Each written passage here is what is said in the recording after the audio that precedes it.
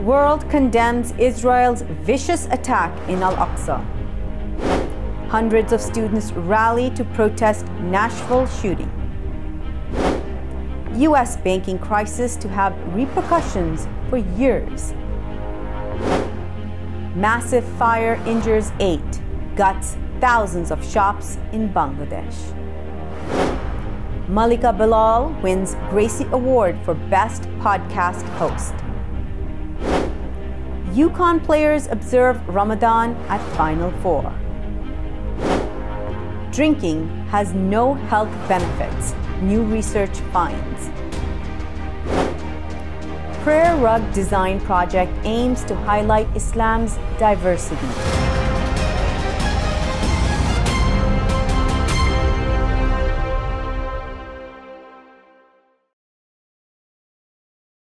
From Washington, D.C., this is the Muslim News on Muslim Network TV. Assalamu alaikum. I'm Hena Zuberi. Our top story tonight. Worldwide condemnations followed Israeli soldiers' violent rampage against worshippers inside Al-Aqsa Mosque on Tuesday evening. Palestinian witnesses described how the beatings and violence Israeli forces meted out were far worse than online footage shows. In videos that went viral, Israeli soldiers are seen smashing batons and guns down on Palestinian worshippers in Al-Aqsa's Al-Qibli prayer hall. Abdullah Jabir, a teenager from Jerusalem, said soldiers kept worshippers on the ground handcuffed for a long time. Anyone who raised his head was hit with a gun, Jabir told Middle East Eye. He described the terrifying moment soldiers forced their way into the mosque in occupied East Jerusalem. Palestinians were practicing the contemplative itikaf prayer when Israeli soldiers barged into Islam's third holiest site and began firing stun grenades and tear gas. Soldiers then threw Palestinians to the ground, stamped on them, and bound their hands forcefully behind their backs. On Wednesday morning, Israeli police escorted a small group of Jewish visitors through the site. The 22-member Arab League held an emergency meeting today to discuss the attack.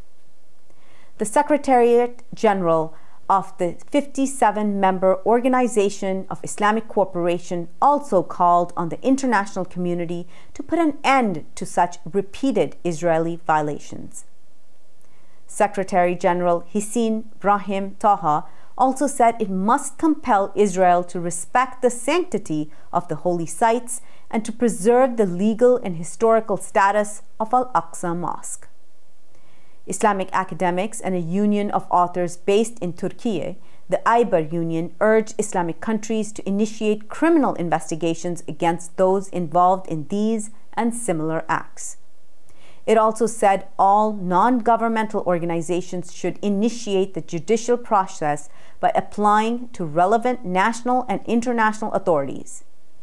U.S. Representative Jamal Bowman and Senator Bernie Sanders have been urging President Joe Biden and Secretary of State Antony Blinken to investigate whether Israel is using U.S. weapons to commit human rights abuses against Palestinians. For decades, scientific studies have suggested moderate drinking of alcohol was better for people's health than not drinking at all, and could help them live longer. But a new analysis of more than 40 years of research has concluded many of those studies were flawed, and the opposite is true. The review found the risk of dying prematurely increased significantly for women once they drink 25 grams of alcohol a day. That's less than 2 standard cocktails containing 1.5 ounces of distilled spirits, 2 12-ounce beers, or 2 5-ounce glasses of wine. The risk to men increased significantly at 45 grams of alcohol a day, or just over 3 drinks. The new report analyzed more than 100 studies of almost 5 million adults. Those reports consistently found moderate drinkers were less likely to die of all causes, including those not related to alcohol consumption. The Council on American Islamic Relations is suing the Virginia Department of Corrections and officials at a correctional facility. This is for their refusal to provide Ramadan accommodations to a Muslim inmate. The Green Rock Correctional Center in Chatham has denied accommodations to Alexander Critchlow during the month of Ramadan. Critchlow converted to Islam in January and fasts daily from before dawn until sunset during Ramadan. Since his conversion, he has repeatedly asked prison officials to provide him with the same Ramadan accommodations as dozens of Muslims at Green Rock. That includes receiving breakfast before dawn, a double serving of dinner at sunset, and permission to gather daily for evening prayers with other Muslims. Prison officials have refused to accommodate Critchlow because he converted to Islam after an arbitrary deadline to sign up for Ramadan accommodations. According to them, an exception-free statewide policy refuses Ramadan accommodations to any Inkansari who converted to Islam after November 18, 2022, CAIR said. The group said it's not difficult for prison officials to provide Critchlow what they already provide to dozens of other Muslims. CAIR senior litigation attorney Gadir Abbas called the policy ridiculous and unlawful. The U.S. banking crisis isn't over, and there will be repercussions for years to come. J.P. Morgan Chase CEO Jamie Dimon wrote in a letter to shareholders released Tuesday. Dimon said recent events were nothing like what occurred during the global financial crisis in 2008, which was caused by consumer mortgages. He said the current crisis involves fewer financial players and fewer issues that need to be resolved. While this crisis will pass, lessons will be learned, which will result in some changes to the regulatory system. Dimon called for coordinating complex regulations, eliminating costly inefficiencies, and contradictory policies. He said regional, mid-size, and community banks, which are essential to the American economy, should be strengthened. Dimon also said large and complex banks should continue to play a critical role in the U.S. and global financial system. Hundreds of Nashville area students walked out of their classrooms Monday and marched to the Tennessee state capitol. The rally marked 1 week since a deadly school shooting in the city left 3 students and 3 adults dead. Students were mobilized through March for Our Lives, a youth movement launched by survivors of the 2018 Parkland school shootings in Florida. They demanded tighter gun control laws and chanted, "Ban assault weapons, do your job, and save our children."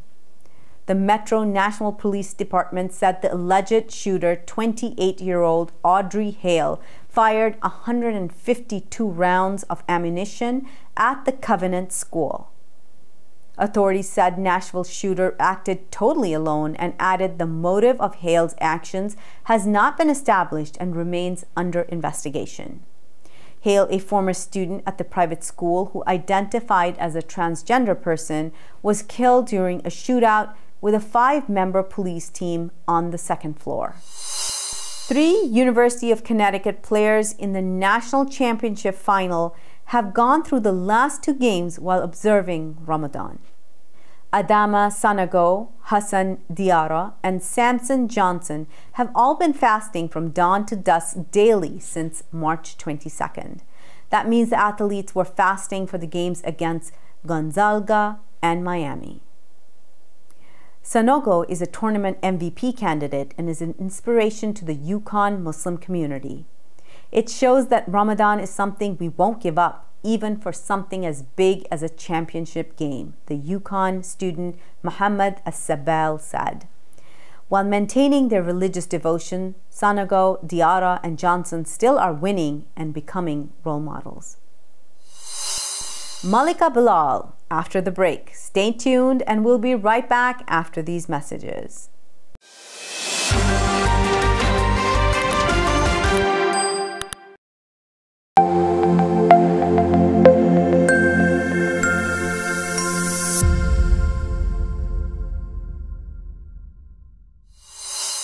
Welcome back. Al Jazeera Digital has won a Gracie Award for excellence in work produced by, for, and about women. The award went to Malika Bilal, the host of The Take, Al Jazeera Digital's flagship news and current affairs podcast. In 3 weekly installments, The Take builds on the global reportage of Al Jazeera, English journalists, local experts, and the people at the center of the biggest news stories. The podcast has launched investigations prompting U.S. government action and extensively covered U.S. politics, racial inequality, the fall of Afghanistan to the Taliban, and the war in Ukraine. It's the 4th time Al Jazeera Digital was honored with top prizes in the competition. Presented by the Alliance for Women in Media Foundation, it also was the 2nd time Bilal fetched the top prize in the podcast host news category.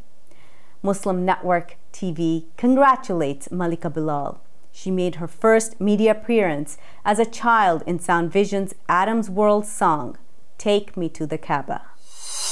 Mustafa Dustin Kron is spearheading the Global Prayer Rug Project. This is an international competition and local initiative aimed at showcasing innovative prayer rug designs. Prayer rugs are not just physical manifestations of devotion, they also carry stories of love, loss, triumph, and tragedy, Kron says. The Prayer Rug Project is seeking designers who could engage in listening campaigns in California and the Pacific Northwest. It seeks to gather ideas for patterns and materials that could be used in making mats representing these 2 regions. The goal is to include cultures and histories of the region's indigenous and Muslim communities and eventually incorporate this process in other U.S. cities. Muslims represented 10% of the French population in 2019 to 2020, according to figures by the National Statistics Bureau. A total 29% of France's population aged 18 to 59 declared themselves Catholic, 10% Muslim, 10% other religions, and 51% had no religion, according to the report. Immigrants from traditionally Muslim countries are more engaged in religion, the report says. Meanwhile, immigrants from European countries, except Portugal, or Asian countries, claim less frequently a religious affiliation, per the report. The report says only 20% of Muslims regularly go to mosques. Religious identity is most significant for Jews and Muslims compared to Catholics, the report says. It also noted that 75% of Muslims fast strictly, while 15% respect it more or less. A devastating market fire in Bangladesh's capital Dhaka on Tuesday morning took 6 hours to get under control. It left 8 injured and thousands of shops gutted, eyewitnesses and fire service officials said. A fire service and civil defense official told Anadolu Agency that the blaze was brought under control by the army and firefighters at around 12:45 p.m. About 48 units of crews and rescue teams from the Army, Police, Rapid Action Battalion, Detective Branch, and the Air Force took part in the operation. Eyewitnesses and fire service officials said that the fire started in early morning around 6:15 a.m. at Banga Badash Market, famous for the clothes and ready-made garments. The cause has not yet been determined. Some businessmen in the market said several thousand shops have been destroyed, leaving nothing for them ahead of the Islamic holiday of Eid al-Fitr. A preliminary assessment showed nearly 5,000 shops have been damaged, causing $200 million in losses. Interim results of a comprehensive study on attitudes of police officers in Germany shows a significant number are prejudiced against Muslims. According to the results released Tuesday, 18% of German police officers said they feel as if Germany is being overrun by foreigners. In total, 13% agreed that Muslim culture fits in with Germany, while just under half of those surveyed disagreed and under 40% were ambivalent. About 4% fully agreed many Muslims sometimes makes them feel like strangers in their own country, while 13% somewhat agreed and 21% expressed ambivalence. The study's researchers concluded there are only a small number of people who have a world view that is consistently hostile to humanity and democracy. German Interior Minister Nancy Fraser said there's zero tolerance for right-wing extremism, racism, and other forms of misanthropy. She added any such incident must have clear consequences. Kuwait's Ministry of Awqaf and Islamic Affairs has banned Imams from using their phones to read the Quran during obligatory prayers, a Rai newspaper reported. The ministry encouraged Imams to revise what they memorized from the Quran well in advance of leading Taraweeh and Qiyam prayers in Ramadan.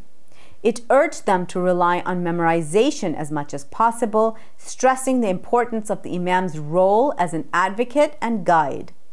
Salah Al-Shilahi, Assistant Undersecretary of Mosque Affairs, issued a circular reminding Imams of their duties during Taraweeh prayers and Ramadan activities. The circular made it clear that the recommended minimum amount of Quranic recitation during Taraweeh is at least 1/3 of the Quranic text. But it also stressed that it's important to take into consideration the condition of worshippers and not exceed this limit if it becomes difficult for them to keep up. Imams must also be mindful and avoid any aggression of overly loud recitation or supplication, it said. Before we end today's news, may I make a special request? It takes 55 hours of work daily to produce this news for you. It's news with a unique perspective, and you find it only here. Sound Vision is a non-for-profit organization which produces it. And just like PBS and NPR, it depends on your donations. Please visit Muslim Network TV to donate now, or click the link below to donate. That's all from our Washington studios tonight. Thank you for tuning in. You can subscribe to our YouTube channel and hit the bell icon for latest updates. For more content, keep watching Muslim Network TV or visit muslimnetwork.tv. Assalamu alaikum and good night.